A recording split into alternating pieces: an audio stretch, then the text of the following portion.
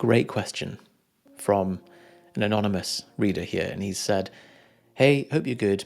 I've been in a bit of a rut recently, and I've found myself scrolling social media all day with the days just disappearing.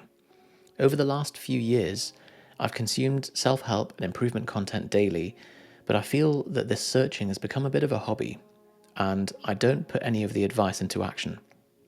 Listening to traditional gurus about quieting the mind, I also find myself resisting every time I get a thought, even though I recognize how thoughts cannot be stopped.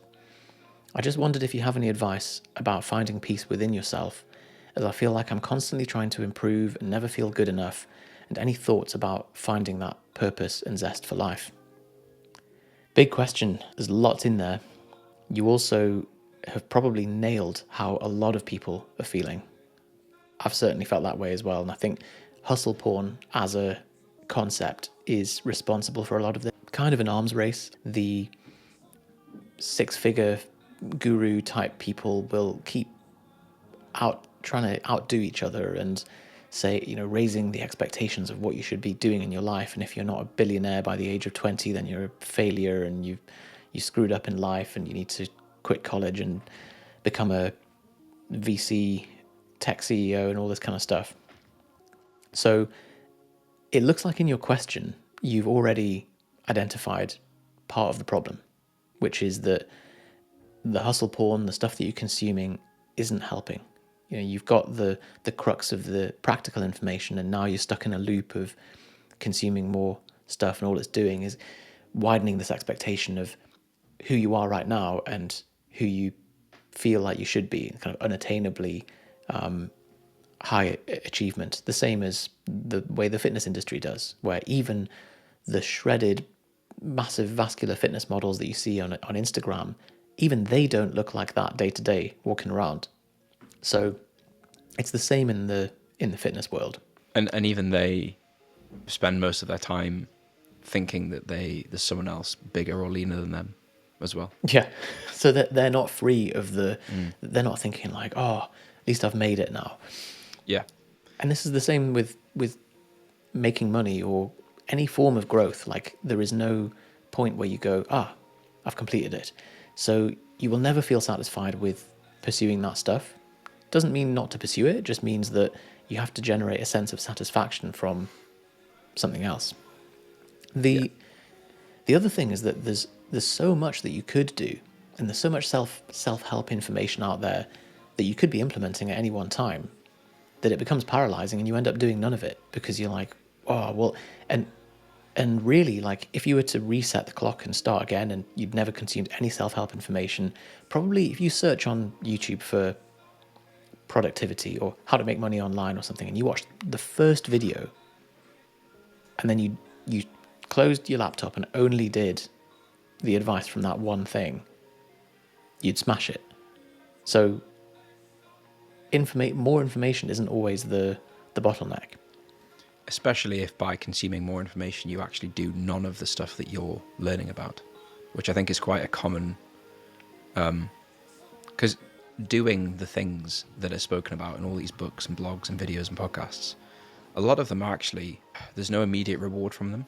Most of them, like exercise, eating well, sleeping well, drinking water, meditating. Like, you do a day of all of that, you might feel a bit better, but you don't get to the end of the day like, whoa, like, that was mint. I'm definitely going to do that all again tomorrow. Like, it's quite hard, and it's actually easier to sit there and go, yeah, but I'm going to read about the best way to meditate tonight.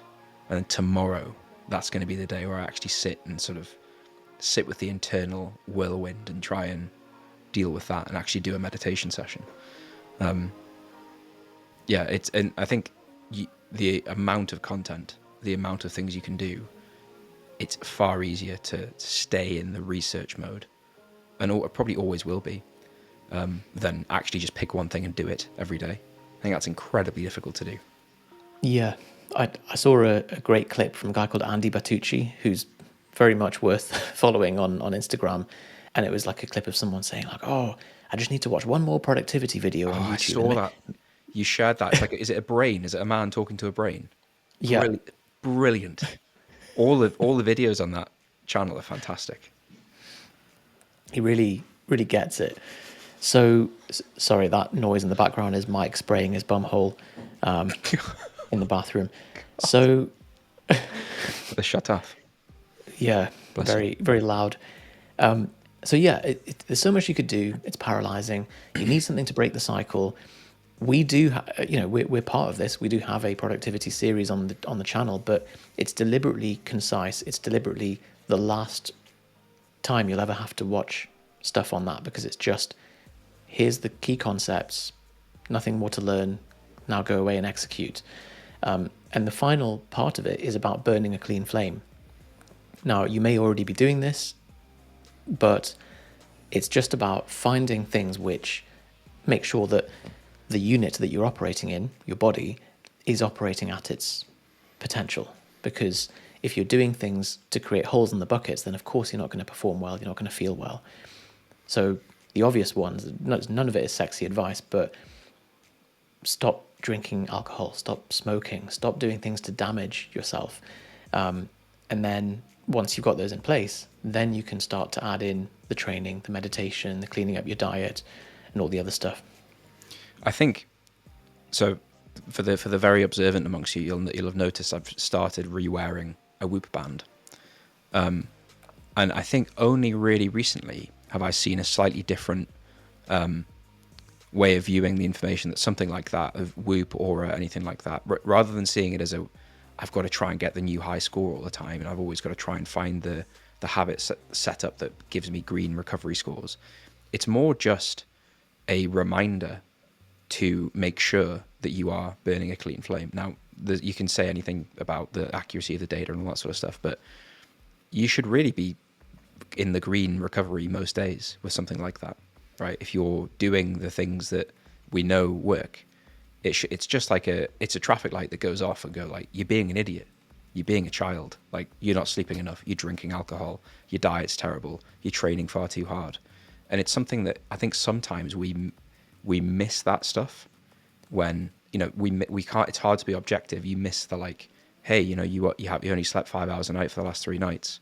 Whoop will let you know, or something else like that will let you know. But it's not about necessarily trying to gamify it and get the new best score. It's about checking, like, oh yeah, green, fine, forget about it. Like, yeah, I'm being an adult. I'm doing the things I need to do. Get on with the rest of your life. That's a very good point, that if you're sleeping 5 hours a night, you probably are somewhat aware of it, but you might need something to tell you, like, look, mate, Idiot. this is really affecting you. Yeah. And so when you've got the cold data in front of you, you can't escape your bad habits and kind of minimize them in your mind. So yeah, that's a big one. You got to get conscious first. The other thing is, there's a great book called Essentialism. You can see my whiteboard in the background there, that the arrows there are just saying, if you have task 1, task 2, and task 3, and you're allocating your energy equally between them, you're going to make a third of the progress or less on each one. But if you just hammer one thing, task 1, then you'll smash it. So that's effectively what the book says. It just says it in 1,000 different ways, and it's a message that needs to be driven home.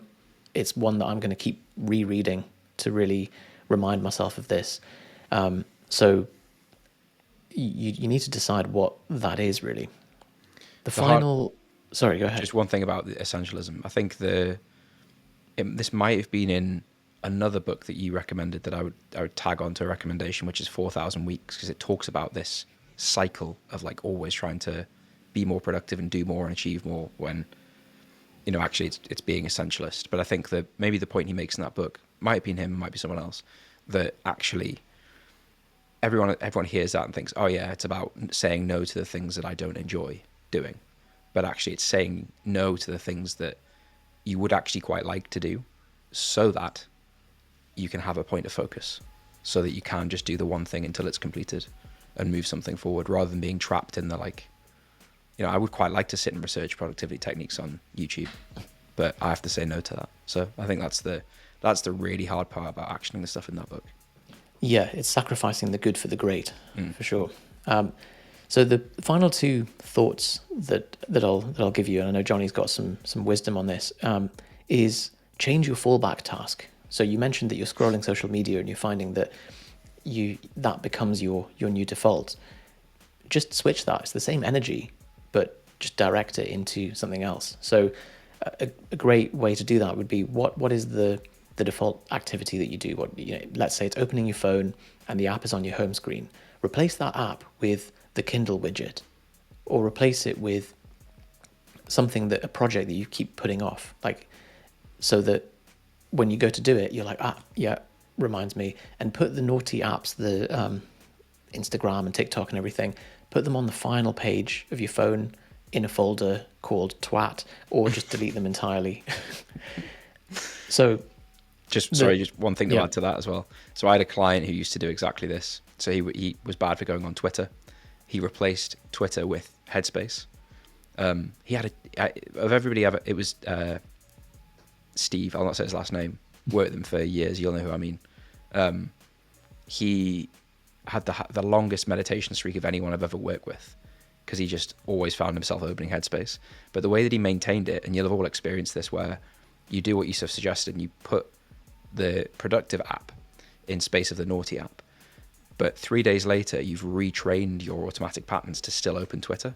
So he had a reminder pop up on his phone once a week to change Headspace to where Twitter is. So he was always just forcing himself to open Headspace no matter what he did. Very clever. Yeah, it's a cool way of, because eventually you find yourself just scrolling to the page in the folder that says twat and still opening that folder, even though you've moved them there. Well, so the moral of that story is your mind is tricky, and you know, you're always trying to outsmart yourself. So you've got to plan ahead. And fundamentally, if you replaced your Twitter checking habit with a meditation habit, how much how much more impact would that have on your life? Like, how much better would that be? Yeah. So change your fallback task. The final thing that you mentioned was, you said that you're constantly feeling like you're never good enough, and that's kind of causing you to lose your sense of zest for life. I would argue that, yes, hustle porn and the cycle and the algorithm is all partly to blame, but people often put all the blame onto the algorithm, and they neglect to take on the fact that all the algorithm is doing is tapping into your human vulnerabilities and your internal stuff. And if you got rid of that stuff, there wouldn't be anything for those algorithms or those kind of things to hook into. So I would recommend, for dealing with this idea that you've mentioned of not feeling good enough, to pull it out at its root, and then it can't get at you.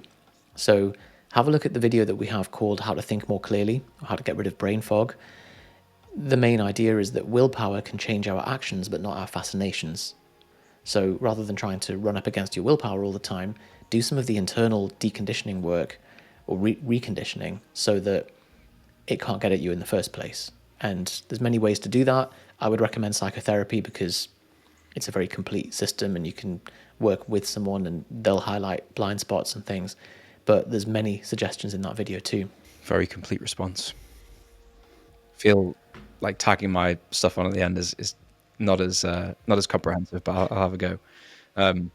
So I think the way that I view morning routines, meditating, trying to be self-help in general, all these things, it's a way of like improving your rate of progress towards something, or improving the journey, or even at a more macro level, just trying to become happy. But in a lot of the time, it's in a very indirect way. There's I think it was an interview with Tim Ferriss. There's a guy called Tim Urban who writes a blog called Wait But Why, which is excellent. I would highly recommend that. But in a conversation, he was speaking about this idea of, really what most people want in life, like really the goal that being happy is just crushing a Tuesday, like having a really good Tuesday, really enjoying your day to day. And not many people really think about that. They're always focused on something towards the end of the year, something in months time, something in, when I achieve this, then I'll be happy, all those sorts of standard goals.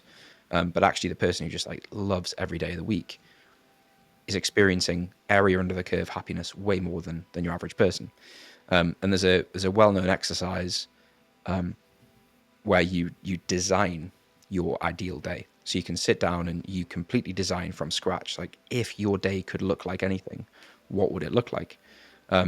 Funnily enough, this exercise, I did it when I was at uni. It's one of the things that encouraged me to go down the career path I went down. It's one of the things that encouraged me to quit and work in prop and fitness and all that sort of stuff. And actually, funnily enough, I'm almost at the original ideal day that I wrote sort of 6-7 years ago, which is weird. That is incredible. Not it wasn't this like perfectly grandmaster plan that'll take me 7 years to get to, but I've slowly edged towards it. But I think sitting down and actually, rather than sitting down and writing some goals, because that's quite difficult to do, especially when you think really big picture, like what do I want? It's quite easy to think, well, I'm going to wake up. Where am I going to wake up? What's the room going to be like? Where am I going to be geographically? Who am I going to be with? What am I going to do when I get out of bed? What am I going to do in the morning? Where am I going to have lunch? What am I going to do in the afternoon? How do I spend my evenings? And you start to pick out some things that, like the softer things that you maybe wouldn't set as a goal, like where you live, what your house looks like, what your plans are in the evening, how often you see friends, what foods you enjoy, like whatever you enjoy doing for work, etc. And you end up constructing this vision, this thing to aim at, right? This target. And I think really when you look at self-help and self-development, those things are just ways to help you, in my opinion anyway, move in a certain direction. So morning routines, productivity, they kind of mean nothing if you then just sit all day and don't do anything, right? And you stay just, my entire day is a morning routine and then I go to sleep. That's kind of pointless, right? They're for something. And that's the part that a lot of the hustle porn peddlers miss out. Yeah. They'll talk to you loads about the morning routine and all the icing on the cake, but often they'll miss the cake itself. Yeah. Like, what are you doing the morning routine for, really? Like, yeah, okay, you feel better, but why? Like, or, you feel more productive, but more productive for what? Like, in the traditional sense, like in an economic sense, productivity is a measure of like input to output, right? You put things in and what is the rate of output you gain from that? How productive is a system? How efficient is it? So that kind of frames all this differently in the sense of, well, I'm trying to improve my output towards something. I'm trying to generate something, produce something, feel something, do something. So the point you were saying about like never feeling good enough and always trying to consume content and improve, personally I find it valuable to take a step back and think like, what am I actually aiming at and why am I aiming at it? So once you've designed that day, do there's another well-known exercise is the 5 whys. So like, I want to wake up here. Okay, well, why is that? Why? Ask why to that question, that answer, and then why again and why again. And you get to some really deep understanding, like what it is that you actually care about, what it is that you actually want. And if you then spend time pursuing those things, building towards just having days, strings of days where you just love what you do on a daily basis and how you spend your time, I think that's really, it's quite hard that is a poor use of time, or that you would not like the end point or the journey. And suddenly a lot of the self-help books that talk about these methods and tactics and tricks start to seem silly, because a lot of them are done in a way to sort of mask something else, right? You're involved in self-help because there's something unaddressed under the surface, or because you don't like your work, don't like your job, don't like your partner, so I'm going to like productivity my way or meditate my way through that. So I think addressing the underlying stuff is how I would approach. Nice. So hopefully that was a useful framework to look at. What you've described here, Anonymous Man, is something that is only going to get worse across the world as this kind of content increases, and it widens the gap between what we think we should be achieving and what we are right now. Do you think, I get asked by like my dad and my dad's friends a lot, like what I think of like social media and is it easier for our generation than their generation and all that sort of stuff.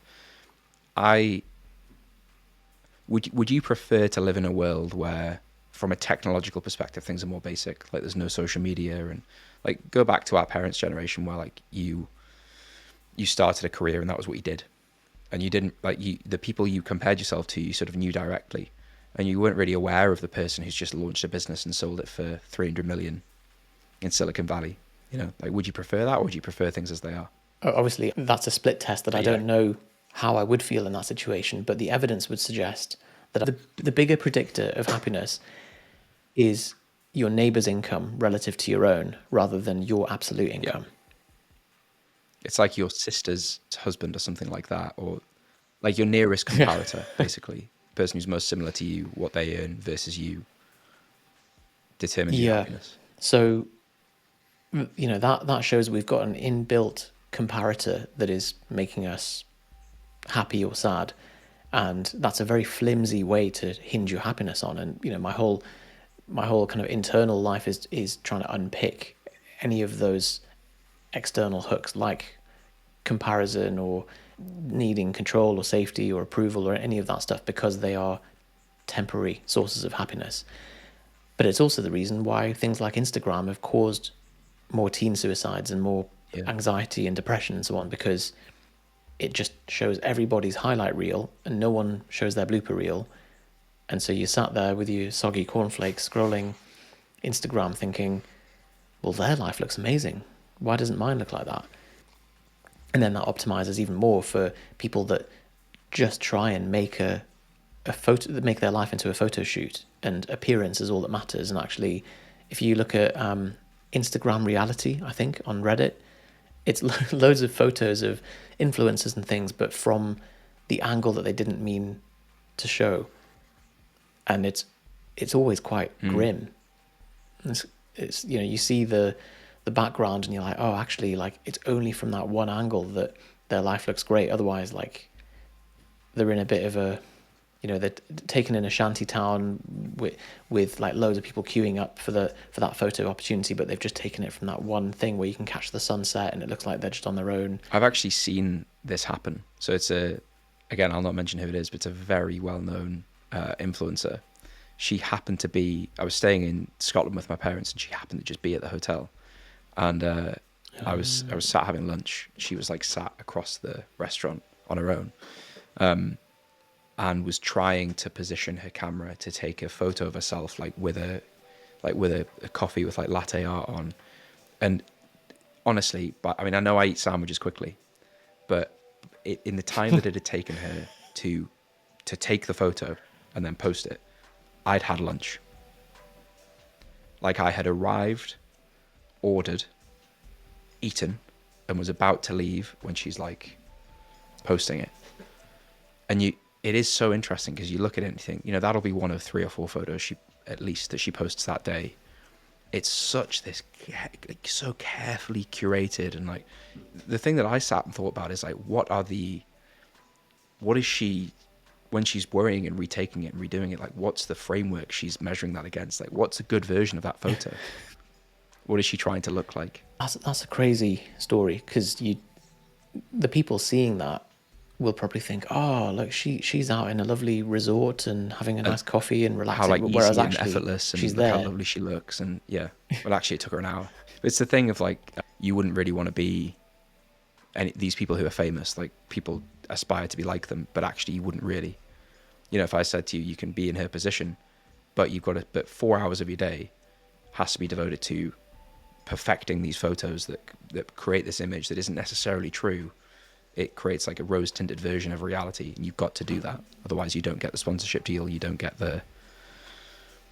I think I'd say no in almost every case. Well, and then your sense of self-worth and income depends on how many likes you're getting. God, and so yeah. it Like, perpetuates imagine that, waking up that and cycle. checking the photo that you took an hour and a half making, and it got like half the normal likes. How that feels. Like what that does to your self-image. Well, And how just it's in control of you the algorithm is. This like black box that they just change randomly. It controls your emotions on a daily basis.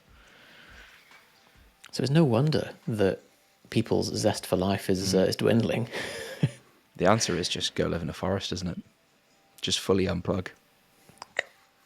Go and live in a forest. There's the answer. Or go and live in like up a mountain and meditate. I think that would be a really interesting long-term Netflix documentary that they would need to film over like 25 years. So you get like two people who are both 20, and one of them pursues, both left uni, one of them pursues happiness by traditional methods. So like go get a job, go acquire an income, go get a mortgage, go, all that sort of stuff. The other person just goes to Buddhist monastery and meditates. And in 25 years, God, what we just survey them. I would love to see that. I mean, highly unethical to Really? film, unless that was the path they were going to choose anyway. But I think to do it as a randomized Who's trial it and say unethical like, on? right, you're in the happiness group. The participants, like if you were to do a study, like a twin study, and you say, right, you're off to a monastery for 20 years, and you're off to be an They influencer. don't have to be an influencer. They just, I think it's just that group just do whatever they would do, right? So they're like left to their own devices. You try and become happy, because that's really all anybody's doing normally. But the other people, you go like, look, trust me, this is really the way to do it. Like, go and speak to Shinzen Well, up the mountain. He'll sort you out. the I suppose the closest thing to that is Chasing the Yeah. Present, which is a film that we've seen about a guy who was very kind of type A, dealt with addictions, set up a vegan restaurant in New York, and threw himself into his business. And then he realizes that he's not happy and he's having panic attacks and so on. And he goes around different gurus and spiritual teachers and learns from them. And it follows that journey. And it's fantastically well put together. I think it's on Yeah, it YouTube is. Premium. Might be on Gaia as well. Yeah, it's not on Netflix or Amazon yeah, or anything well like worth that, watching. sadly. But it is phenomenal. If you need to be convinced to meditate, that's the thing to watch. Yeah, that's the one. That'll do it. That will do it. When you've got like big names in the meditating world who are like brought to tears by just talking about the idea of doing a lot of meditation, you're like, God. Yeah. But I think that would be because I'm sure you have the same thing. Like I have the inkling that probably the people who live the monastic lifestyle and meditate will actually achieve, like paradoxically, will achieve the goal that everybody's trying to achieve far faster. But it would be the route that everybody would aggressively resist. The way I've heard it described by Lester Levinson was that the typical pattern is human at baseline, desire comes up, that causes discontent. You then go and try and fulfill that desire. You might succeed. Desire is fulfilled. The mind is quiet, and you're like, oh, okay, I've done that. And you feel happy for a moment, and then a new desire comes up, and the same cycle repeats. And so he's like, well, if you just short circuit that, you're assuming that it was the object that fulfilled the desire which caused the happiness, but then the object keeps changing, so it can't be the object. It's the quieting of the mind when the desire is fulfilled. And so if you can just let go of the desire and short circuit the whole thing, then your mind's quiet all the time and you're just permanently satisfied. Yep. It's pretty hard to argue with that, isn't it?